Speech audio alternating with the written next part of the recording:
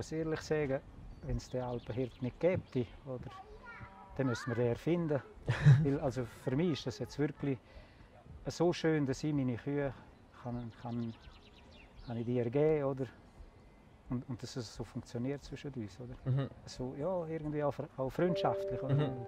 Das habe ich bis jetzt noch nicht so gekannt. Mhm. Danke vielmals. Schön auch, ja. Cool.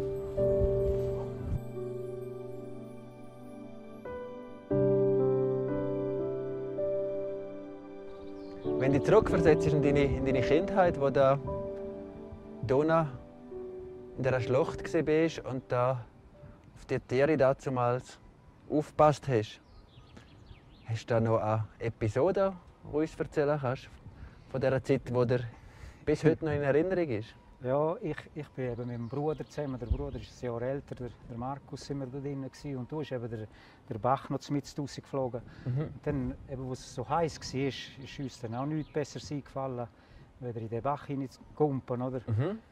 Und der hat noch recht Wasser geführt. Und dann hat es dann wirklich, der Bruder ist zurückwärts rein und hat es im Bach ein Stück mitgeschleift. Da war mir eigentlich schon recht mulmig gewesen. Eben, zum Glück ist dann nichts passiert, oder? Aber es sind schon noch so Sachen, die in Erinnerung bleiben. Mhm. Oder eben auch Tiere, die dann in die Schlucht gestürzt sind und wirklich kaputt sind. Oder das schon. Als Bub nimmst du das noch viel mehr wahr, als jetzt. Oder? Also viele heikle Momente, oder? Ja, viele heikle Momente haben wir gehabt. Eben, ich denke, vielmal ist gut gewesen, dass die Eltern nicht gewusst haben, was wir alles getrieben haben da drinnen.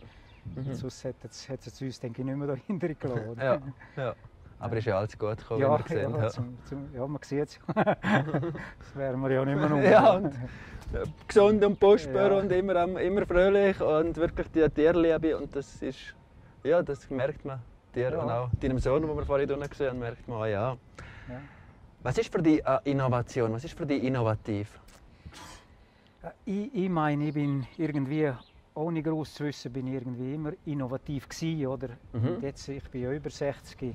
Ich meine, das lässt jetzt ein bisschen nach, oder? Jetzt überlohne ich das mehr in einem Aussehen. Und ja, ich muss schauen, den Hof habe ich, klar, ich habe ihn einfach vom Vater übernommen, oder?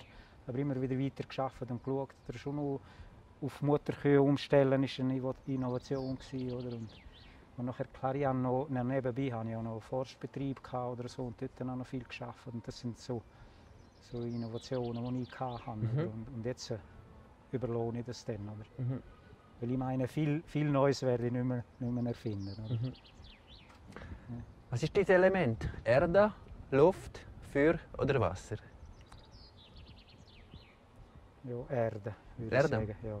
Weil du ein sehr geerdeter Ja, Mensch ich bin bist. noch tief unten, oder? gerne im Wald bist. Ja. Was bedeutet dir Erde? Erde ist eigentlich, ist jetzt noch schwierig zu sagen.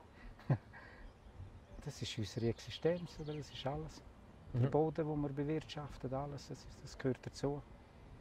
Die Frucht, die wir haben, also das Heu und das Land, alles, ja. Was ist eine gesunde Erde für dich? Ja, eine gesunde Erde ist eigentlich, wo uns einfach die Frucht bringt alle Jahre, dass wir unsere Tiere überwintern können und eben auch im Sommer auf den Alpen oben. Dass wir das, ja, dass wir das dürfen nutzen irgendwie, ist eigentlich schon ist ein Geschenk, oder? In dem Sinn. Ja.